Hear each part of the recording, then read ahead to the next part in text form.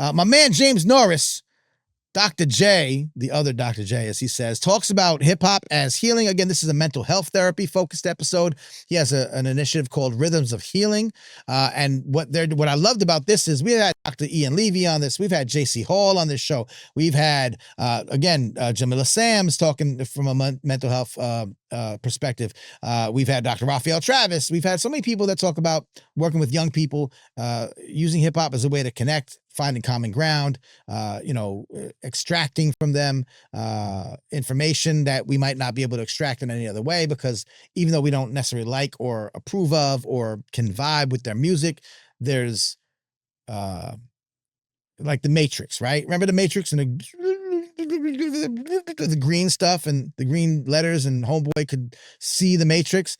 When you look at it holistically, you can actually see what young people are dealing with. And I've talked about this so many times that if my son connected to some song about some dude who is self-medicating or, sipping on lean or, taking perks or whatever, my first impulse wouldn't be like, man, we used to rap about selling drugs, man.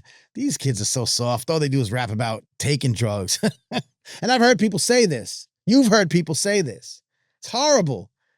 The implication is that they're soft, but they're actually being open and being vulnerable and telling you there's something wrong. They're connecting with a song or an artist that's talking about these things. They're obviously going through something because they can connect to that person. And it's not shrouded in hard rock. It's not shrouded in a wall. They're telling you there's something wrong with me, Dad. But if I'm gonna be like, your music corny, y'all soft, be a man up. And I walk out the room and then I turn like, these kids need to know about the hip hop elders, man. They don't understand the cook. What? That's what it's the same things. Listen, I'm not saying I'm guilty of it, maybe, to a certain extent at some point, but I know a lot of people who might be listening who are guilty of that. And I'm not trying to call you out there, make you sound stupid. Like, we have to go through these talks and have it, because I know that these mental health professionals that I've talked to have recognized it and made me see the light. And they say, nah, we use that information. We stay up to date with what the young people are listening to. It's not our type. It's not our type of music. We don't want to tell them, hey, you need to be listening to this. Nah, just why are you listening to this? Why does it resonate with you? Tell me about it.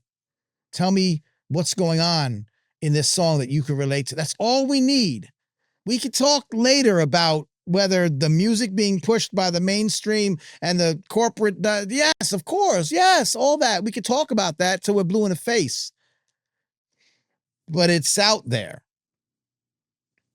And a lot of times it's not the corporates. It's just these artists uploading to SoundCloud or uploading to YouTube, and these kids are picking up on TikTok. So stop. We waste our time talking about or trying to, like, what's the word? Like, tilting it, Wilton Mills, or I don't know. Or my man Max from Uneffing the Republic says, pissing in the ocean to try to warm it up. Like, we're wasting our time when we have the tools and we have the context that we need to reach our young people. What I love about James Norris, Dr. J, says, oh yeah, we can do all that, but it doesn't have to be young people. Grown folk need therapy too. Grown black men need therapy too. And a hip-hop minded therapy program can connect to grown folk just as effectively as it does to young people. And I'm not making this up. When I say Dr. Levy, Dr. Norris, Dr. Travis, and y'all can talk all y'all want about science and whether whatever, and y'all could be anti whatever, but these are heads. These are hip hop heads. They're not gonna make things up. They're doing research. They're recording the data. They're publishing papers and doing the literature. But they are hip hop heads. They're not trying to steer you wrong. They have the receipts that this works. So again, why are we not in every Board of Education meeting? Why are we not in every Psychiatry Association conference. Why are we not everywhere saying we can help our young people if we just stop looking at hip hop as this terrible thing? And what Dr. Norris does with his program, Rhythms of Healing, is healing of saying, what Dr. Norris is saying with his program, Rhythms of Healing, is saying we can improve our grown ass lives as well. Because, and he said this in the interview, blew my mind. That's why I love these conversations we have so much. He says, how can we talk to our young people if we haven't resolved our own trauma? We'll just be hitting their trauma with our trauma. And again, communities that have been traditionally underserved, under-resourced, and underloved, that's where it's got to start. So the very thing that people say, and I'm not even gonna get into it. I did a whole editorial this year when Malcolm Jamal Warner came on a talk show and said that, again, with very little nuance, that, today's hip hop is anti-Black because of all the perceived negativity within the genre. And I understand where that comes from. I'm not stupid. I get it.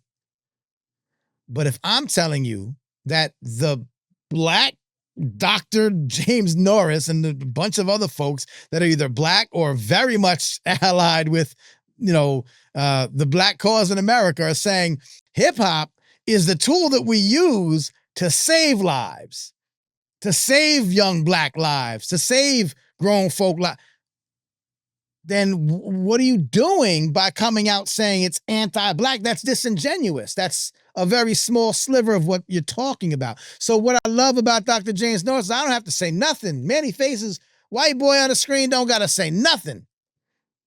You could come after me and say, you don't speak for me, you don't speak for my... Okay, he does. Listen to him. Don't talk to me. Manny Faces. You sick for this one. Sick for this one. Sick for this one.